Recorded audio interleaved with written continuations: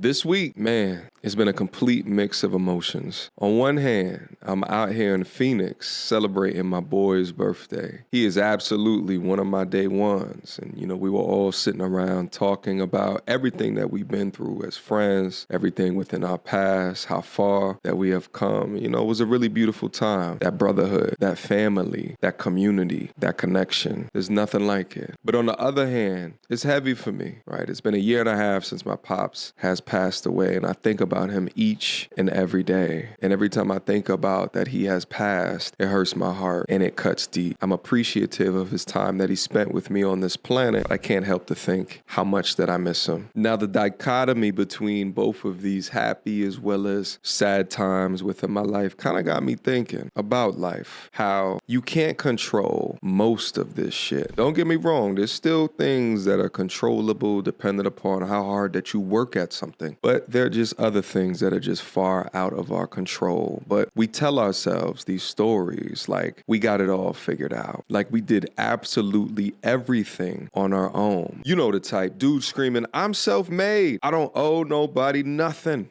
Yeah, all right, cap.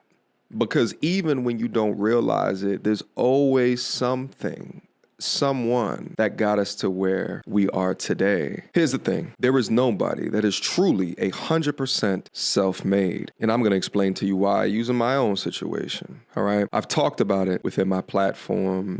My story. Didn't grow up with a lot of money in New York. My dad was a single parent, a teacher's salary. So money was tight. And don't get me wrong. All of that's true. My dad was a damn warrior in raising me. But I left some parts out. I really didn't do that good. I've always been a horrible test taker, specifically for standardized tests. Even my GPA in college wasn't really that good. I was so busy and having so much fun that I forgot about my grades. There were times where I barely showed up for class, but I was still able to transition that into an internship, not solely based off of my merit, but due to a degree of luck. There was someone in my family that knew of a hiring manager at my next place of business that was coming to campus looking to hire for internships. If I never had that family member that had that plug, who knows where I would have been. I even think about my time here on YouTube. Shit. You know what was the largest catalyst for growth at the time when I was creating content? COVID. Could you have ever predicted COVID? Never. I just showed up at the right time, in the right place, and created the perfect opportunity. That's not completely self-made. That's the game dealing me a solid hand. And here's the thing. When you're winning, it's easy to think that you did it all yourself. But nah, you ain't seen the foundation that someone else or that the world laid out for you. You ain't seen the privilege that you got just being born in the right zip code, under the right parents, at the right time. I even look at some of my friends in my past that were real close with me at a specific time, and I would look at them like, yo, this is one of the most talented dudes I have ever met. But many of their dreams were deferred, not because of the amount of time or energy that they put into a certain task, but because it just wasn't the right time. And it's not fair. But guess what? Life's not fair. Imagine if the game was fair. Imagine if we all got the same chances. But it just don't work that way. Never had, never will.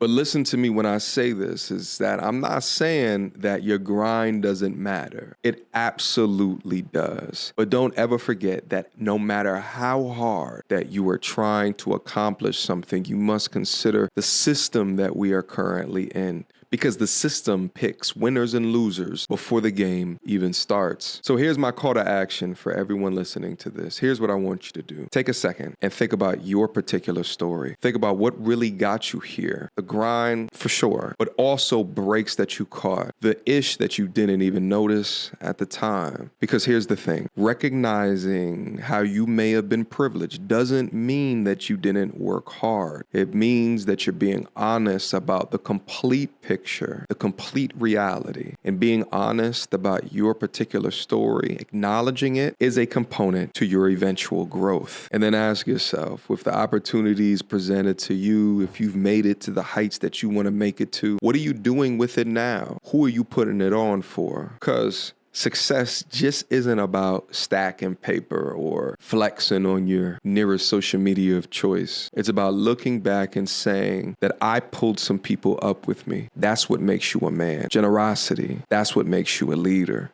But all right, I'm done preaching. Y'all get out of here. Go handle y'all business that I already know that you guys are. But don't forget to check yourself. Make sure that the hand that got you here isn't the last hand that you recognize.